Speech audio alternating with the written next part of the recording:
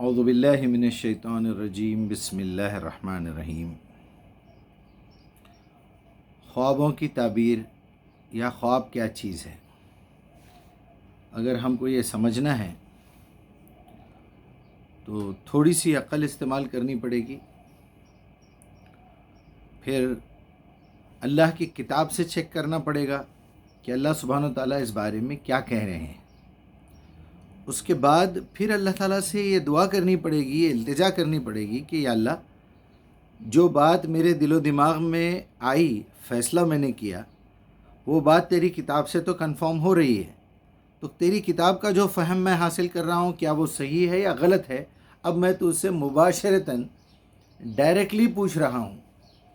کہ اہدنا صراط المستقیم، اے اللہ اس میں صحیح بات کیا ہے، سیدھا راستہ کیا ہے، صحیح مفہوم کیا ہے۔ میرا تو یہی طریقہ ہے، جب کبھی بھی کوئی مسئلے پہ سوچتا ہوں، فکر کرتا ہوں، تو سب سے پہلے اپنی عقل کی عدالت میں اس کو رکھ کے دیکھتا ہوں۔ لوگ ناراض ہو جاتے ہیں کہ بھائی آپ قرآن کے اوپر لے جا رہے ہیں عقل کو۔ بھائی عقل ہوگی تو میں قرآن قبول کروں گا نا، ورنہ دنیا میں ایسی بے شمار قومیں، بے شمار لوگ ہیں جو عقل استعمال ہی نہیں کرتے قرآن کے مطابق، بس ایسے ہی ایک معمولی کتاب سمجھ کے پڑھتے ہیں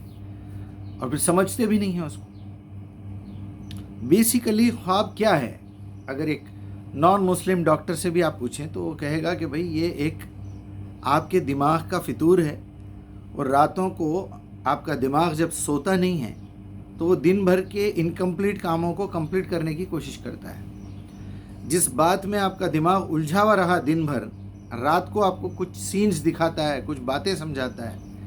کہیں آپ ڈر جاتے ہیں، کہیں ایسا لگتا ہے اوپر سے گر گئے ہیں، کہیں کوئی خواب میں آ رہا ہے، کہیں بھی کچھ ہو رہا ہے، کبھی کچھ، کہیں ایک الجھن ہے جو وہ سلجھانے کی کوشش کر رہا ہے۔ جب ہم قرآن اور ہمارے پیغمبر حضرت محمد صلی اللہ علیہ وسلم کی طرف آتے ہیں تو کچھ روایتیں ہمیں ملتی ہیں کہ بھئی یا تو ابلیس تمہیں آ کے بہکانے کی کوشش کرے گا، یا کچھ مبشرات ہوں گے جو اللہ تعالیٰ خوشخبری کے طور پہ تمہیں دے گا، ورنہ ایسی وحی یا اللہ کی طرف سے کوئی پیغام وغیرہ سب آنا بند ہو گیا ہے۔ اب کوئی فرشتہ آنے والا نہیں ہے، کسی کو اللہ نبی بنانے والا نہیں ہے۔ کچھ لوگوں نے پوچھا کہ یا رسول اللہ، یہ بھی ایک روایت ہے، او کما قال علیہ السلام، ہم نے آپ کو خواب میں دیکھا، تو آپ نے کہا ہوگا کہ ہاں اگر تم نے دیکھا ہے تو تم مجھے جانتے ہو، میں ملتا ہوں تم سے، تم میرے چہرے سے واقف ہو، لیکن ابلیس میرا حلیہ بنا کے نہیں آ سکتا، یہ یاد رکھنا، اگر میں تمہارے خواب میں آیا تو تمہارے ہی خواب میں ہی رہوں گا۔ اب یہ بات محدود تھی صحابہ اکرام کے بارے میں، ہم لوگ شروع ہو گئے، ہمارے پاس تو کہانیوں کی، قصوں کی عادت پڑی ہوئی ہے لوگوں کو، جھوٹی باتیں تو بس ایسا اپناتے ہیں، ایسا لپک کے لیتے ہیں کہ جیسا قرآن کی آیت نازل ہو رہی ہے۔ اللہ اکبر، اللہ اکبر۔ اذان ہو رہی تھی، میں نے پاز کر دیا تھا۔ غرض یہ ہے کہ اگر آپ کے خواب میں کوئی یہ کہتا ہے، چلیے خوابوں کو پھر سے شروع کرتے ہیں، کہ خواب اصل میں آپ کے ذہن کی الجھنوں کا ایک نتیجہ ہے۔ یہ تو انسان کے اپنے اندر سے جو خواب آتے ہیں اس کی الجھنوں کا نتیجہ ہے۔ دوسرے یہ ہے کہ ابلیس دن بھر میں آپ کو بہکاتا ہے، کوشش کرتا ہے، اب رات کو بھی اس کو سکون نہیں ملا، مطمئن نہیں ہوا، تو وہ کوشش کرتا ہے کہ آج دن بھر میں تو میں اس کو بھٹکا نہیں سکا، یا بھٹکایا اس کو کنٹینیو کر کے اس عقیدے میں پکا کر دوں گا۔ چنانچہ وہ خواب میں آپ کو ایسی ایسی باتیں دکھاتا ہے، ایسی ایسی بعض مرتبہ گندگی دکھاتا ہے کہ آپ گندگی میں مبتلا ہو جاتے ہیں، آپ کو غلط خیالات ڈالتا ہے۔ تو یہ خواب ہو گیا آپ کو ابلیس کی طرف سے، کیونکہ اکثریت گناہوں میں مبتلا ہے، جھوٹ بولتے ہیں، دھوکہ دیتے ہیں، اپنے ذہن کو